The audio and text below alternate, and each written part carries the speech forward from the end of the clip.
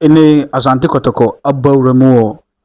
Nations FC. Mam, good evening. Ebejumadi so betumi follow betumi so subscribe or comments betumi about comment section betumi so like and so e honom. Say na beka say ene Asante Kotoko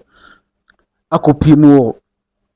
Nations FC. Eya omuhia omose bofo papa baako eya friend say Prince Badu Isco abrante ne modemo eso ni ye papa ene Kotoko mpanimfo Nana Apenkra ene is ana Dr. Kwame Ehia edi abrante efene se Prince Badu Isco ehun se ombenya no ne services ewo Asante Kotoko entina ehun behia se Nana Apenkra ene Dr. Kwame ebehia na omodi emrantie hu komo na Nations FC mpanimfo anase omo technical team no eti asewi omo si yesibofo ba ko pap yesibofo na ne die Kotokofo so establish kapudu e de befa abranti e de nakro but omuni option biara because omuna ye Kotokoma etina enche bia no bon say about 80% complete say abranti e friend say Prince Badu Isco bitimi abesi akan e de ama Asante Kotoko enso e wo honom na bibia atimi akoyie enei di free Kotoko akache eba enso so no na Dubai City FC bobo kobia ewo Dubai and I say UAE United Arab Emirates enso atebu sika pa $100,000 say omuhia abrante friend say Samba O'Neil ewo Dubai no omesi akanfama sa Dubai City FC na ebedu Kotoko company fo ni no omo ehwen kratam because Samba O'Neil after this season no abrante no the contract on Asante Kotoko no abawie nti obetimi akọ as free agent nse Kotoko betimi bibi afi no ho paade dia na se sa offer ya abai o se Kotoko etimi esom na omo edoso ni mo mu doso mu se ebetimi abo omo a but na Kotoko enso so ehwe se bian kometimi nya better offer from somewhere but me the mechanic say we aba na say foforo bia ma build ya mpanimfo no ensom mo so mugu so mo hwe better offers be bad na say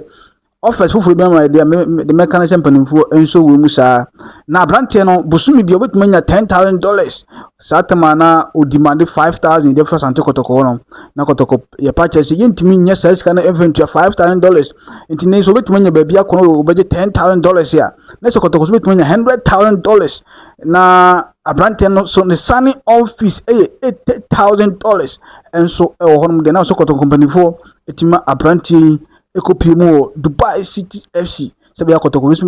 so bituma nya sika de agunu boto na otimi de abotum no ho ebra weni ensama efri Asante Kotoko akache enso so eba no eno so na ene no okọ adakoja ache so a emnantie mienu strikers ayomo free Côte d'Ivoire enso ebepie mu adakoja ache a empanifo ehwe omo modemo se ombetimi aboama Asante Kotoko enimo hono no ayehye na entena no atimi awoso anse akasa dia etina ene no abrante efene se Alas Koulibaly ene wonua Ozo onye donzo Ozo aya omofri Ivory Coast atimi abepimo adakoja achi a omoso eso omahoden ahwe penfugu so omo monitor mnanti se bibia betimi akoyi ede ama Asante Kotoko se mpenfo hwe mnanti modemo na se niam akoyi pa de a ombetimi asane mnanti na second round of the Ghana Premier League no bonse mnanti no ejinamu esi akan ede ama Asante Kotoko eye abrante friend Alhassan Koulibaly ene ninya Ozo enso sisi de meka de sisi de ekoso Asante Kotoko akache enso so no na abrante friend say Kwasi Badoli aya wosina kadema Brekum Chelsea Asante Kotoko show interest ewo abrante ni mu ye papa sebe ya omo so betimi abesi akan obeka abrante biti say Adabo ene se Prince Badu Isco ene